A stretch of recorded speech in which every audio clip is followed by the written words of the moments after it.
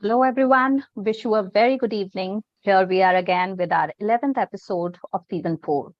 International Council for Circular Economy welcomes you to our Circular Chat series.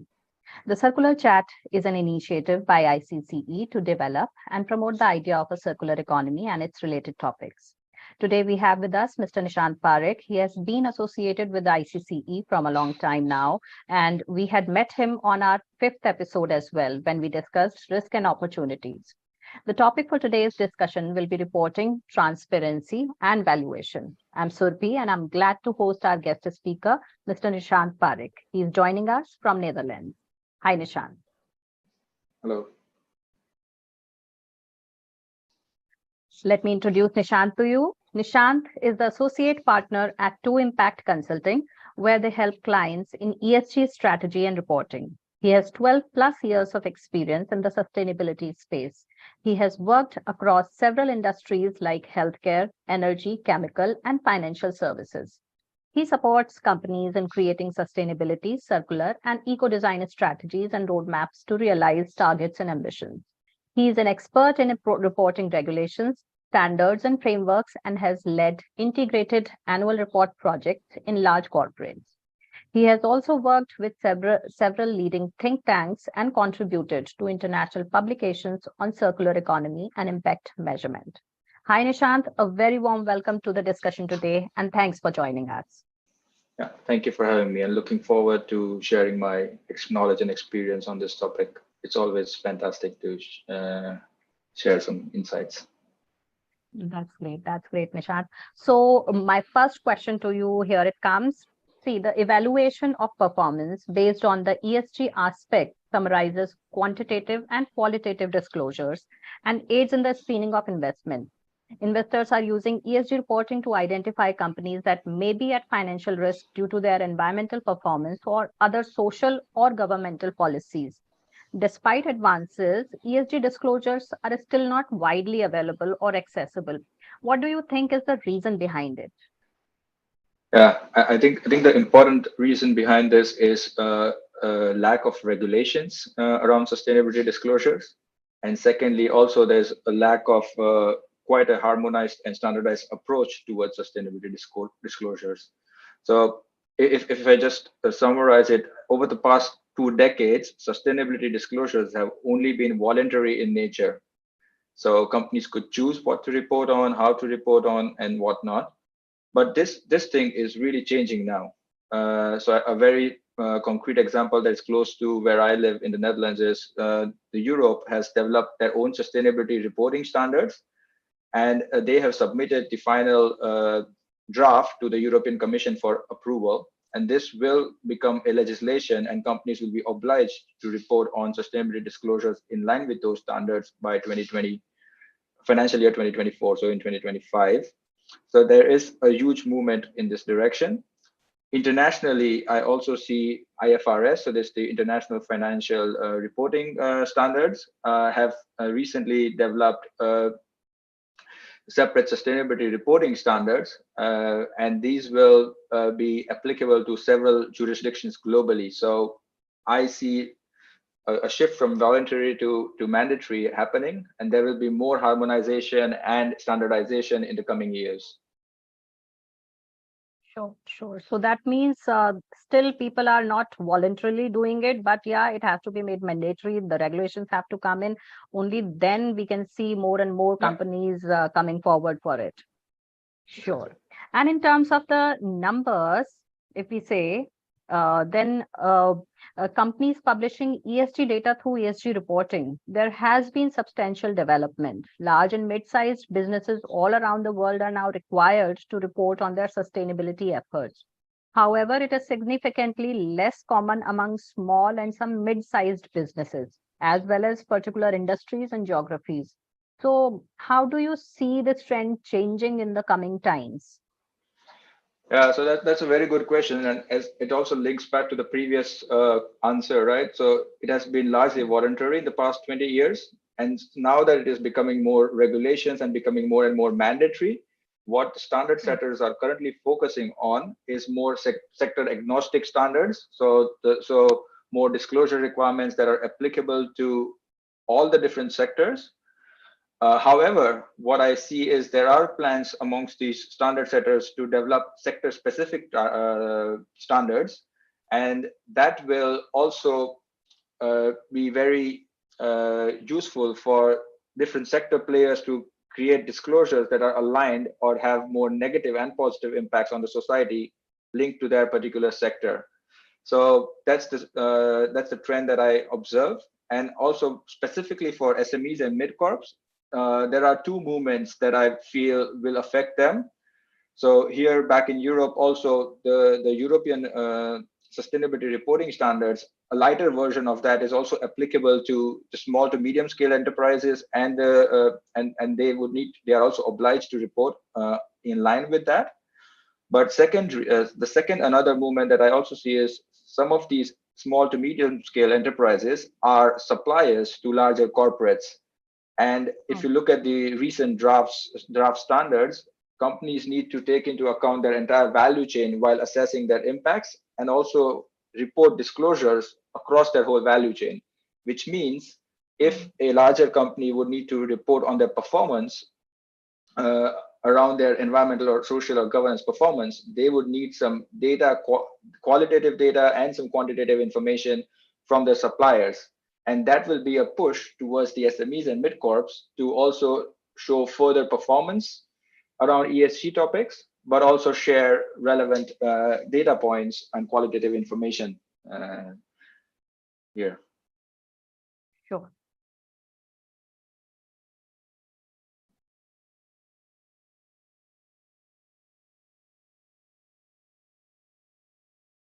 Yeah. So yeah, as per so you are saying there's a lighter version of ESG disclosures that SMEs can follow. So that is happening in Europe, and that can be followed here as well, right? So Yes, I understand and that. I think maybe just to also add here, so I think most of us also know this voluntary disclosures through the Global Reporting Initiative, and what the Global Reporting Initiative also has a lighter version for SMEs that can be used more globally as a basis to start preparing sustainability disclosures in line with that, and slowly, steadily.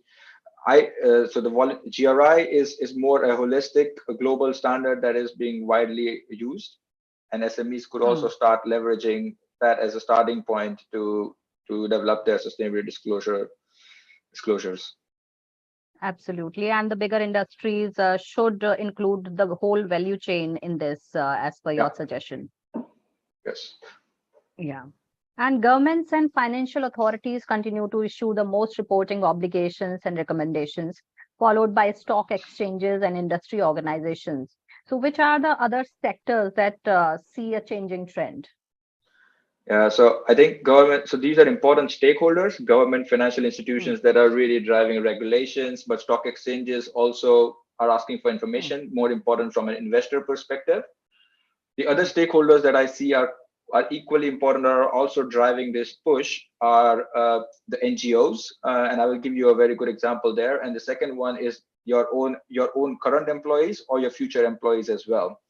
Now, talking about NGOs, I think there's been a very famous case that one of the NGOs that is based in the Netherlands called Milieu Defensie, they filed a case against Shell, challenging their current climate plan and suggesting that that is not aligned with the Paris Agreement goals.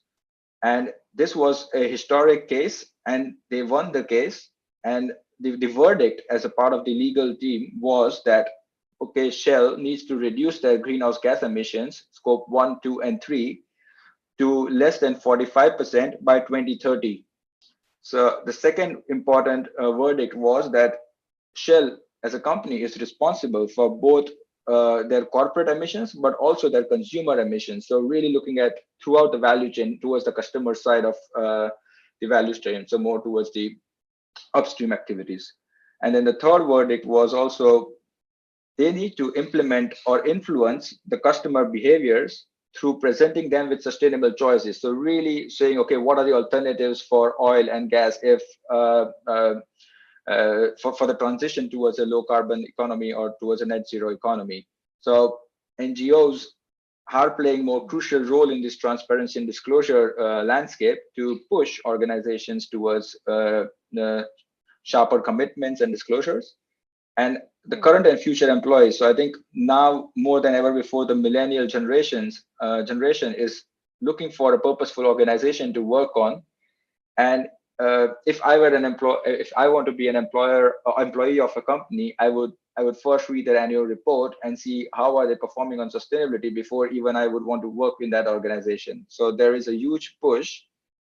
There's a hey, if companies want to attract talented employees, then the ESG disclosure and reporting also becomes an important tool to show their performance on several topics. Absolutely. So it's luring for the investors as well as the talent pool also, you can say. Definitely. And company executives who publish an ESG development report on a regular basis can get feedback on the programs and activities they reported on in the previous period through the report. How well are the internal governance mechanisms equipped to handle this analysis? Yeah, that's a good question. And I think the important thing here is it really depends on the maturity of companies, on where they are in their ESG journey. So if a company is working on ESG topics or sustainability related topics for several years, maybe they're much far ahead in terms of internal systems, processes, and governance. If it's a fairly new company that has just recently set up on a ESG journey, then that might not be as equipped. But secondly, this factor is also influenced by how committed your senior management is in driving ESG agenda into your own organization. So what I've seen through my clients, but also through some of the work that I've done in the past, is there are some front-running companies that are quite ahead in terms of how ESG is integrated into their systems, processes, and internal decision making. While in some cases they're more starting on their journey right now, and they are still taking steps to move in that direction. So it depends company to company how well integrated the ESG is into their system. So it depends upon that. Yeah. Yeah. And of all the benefits offered by ESG reporting, transparency holds a higher position. What were once deemed non-financial hazards are becoming substantial and systematic in the face of global disruption driven by climate change, natural resources scarcity, societal volatility, and rapidly changing technology. How are Indian companies, especially SME sector, equipped to handle this change? Yeah, it's not just SME, to be very honest with you. It's also the large companies, because if you look at the recent European sustainability reporting standards, they are quite elaborate, quite extensive, and very prescriptive in nature. So they are very detailed, and the disclosure requirements that these standards will be asking in the coming years is quite difficult. So except for some front-running companies, most companies need to start looking for qualitative and quantitative information or disclosures within their organizations, but throughout their supply chain to get this, to get the right level of insights onto these topics. So it's not just SMEs. I think larger companies will also face this challenge, but the silver lining there, or the good part about this, is you just need to start somewhere, right? It's financial reporting took 100 years to come at a level at what it is right now, and now it's much more streamlined. Sustainability reporting has just started 2 decades ago, so we need to acknowledge the nascency of the topic. Start collecting qualitative and quantitative information to begin with. You will not be accurate on the first year, but you will get some insights. How do you build upon that in year 2? How do you build upon that in year 3? And that's how you will start improving the data quality, the disclosure quality, and thereby also your ESG performance as a whole. And I think the same applies to SMEs. Yeah. Absolutely. So it's not just about SMEs, large industries are also in this race, and definitely it's Yeah, nascent. So, yeah, so it's a long way to go for all the industries to come together and make qualitative disclosures.